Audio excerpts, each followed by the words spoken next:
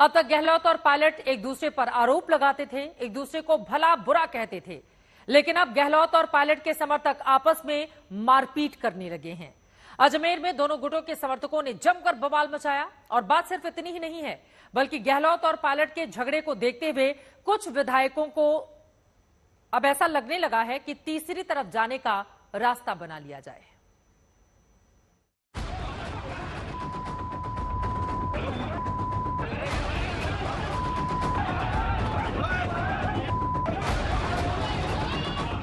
धक्का मुक्की, गाली गलौज,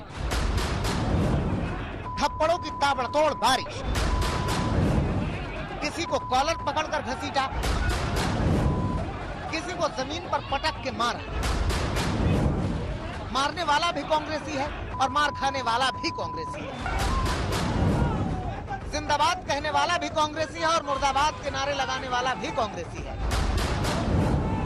ये राजस्थान की सियासत है, जहां लड़ाई कांग्रेस बनाम कांग्रेस की है। जंग कितनी भीषण हो चुकी है उसका अंदाजा इन तस्वीरों से आसानी से लगाया जा सकता है।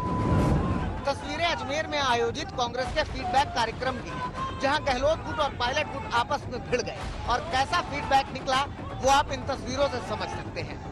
ये वही अजमेर है जहां सचिन पायलट ने कुछ ही दिन पहले ही जन संघर्ष रैली की थी। मुद्दा भ्रष्टाचार का था, लेकिन निशाने पर अपनी ही गहलोत सरकार थी। जो इश्यूज हैं, जो हमने अपने मुंह से वादे किए लोगों को, मैंने भी किए, गहलोत साहब ने भी किए। वसुंधरा जी पे आरोप लगाए ना हमने, खान घोटाला, बजरी घोटाला, लैंड घोटाला, शराब माफिया, सदन के अंदर लगाए हैं, हर पब्लिक मीटिंग में लगाए, प्रेस कॉन्फ्रेंस में लगाए हैं। अब 4.5 साल बाद हम कार्रवाई नहीं करेंगे तो जनता के बाद जब वोट लेने जाएंगे क्या बोलेंगे हम? पेपर लीक होता है, ये करप्शन की वजह से लीक होता है ना। अगर किसी पास पैसा है हो सकता है वो पेपर खरीद ले, लेकिन ये पूरी व्यवस्था को बदलना चाहिए।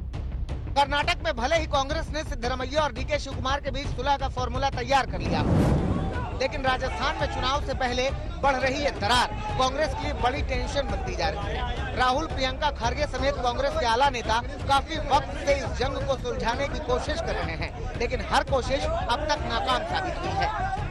जानते हो आजकल महाराष्ट्र में, मध्य प्रदेश में, कर्नाटक आ गया, सरकारें हाउस ट्रेडिंग करके, खरीद फरोख्त करके बदली गई है। पैसा 10-10, 20-20, 25-25 करोड़ में दे रहे हैं।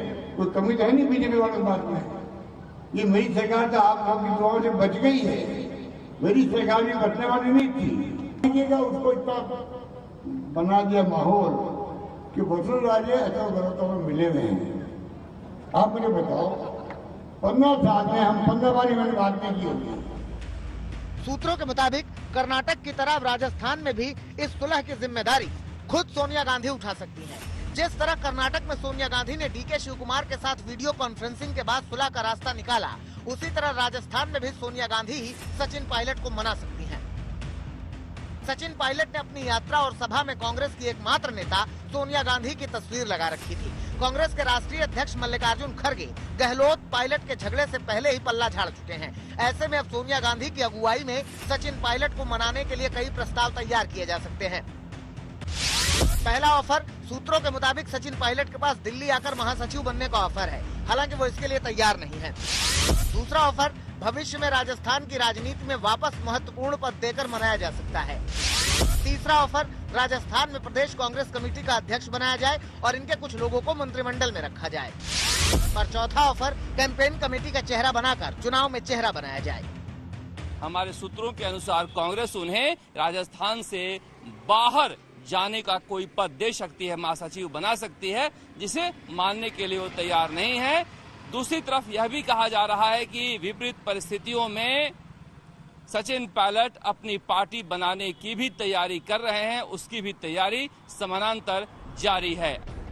सबसे बड़ी बात, सचिन पायलट को अगर कांग्रेस बनाने में नाकाम रही तो जून के दूसरे हफ्ते में वो 15 दिन का अल्टीमेटम खत्म होने के बाद अपनी पार्टी बनाकर मैदान में भी उतर सकते हैं। इस महीने के आखिर तक ये तीनों मांगे नौजवानों के हित में और भ्रष्टाचार के खिलाफ अगर नहीं मानी गई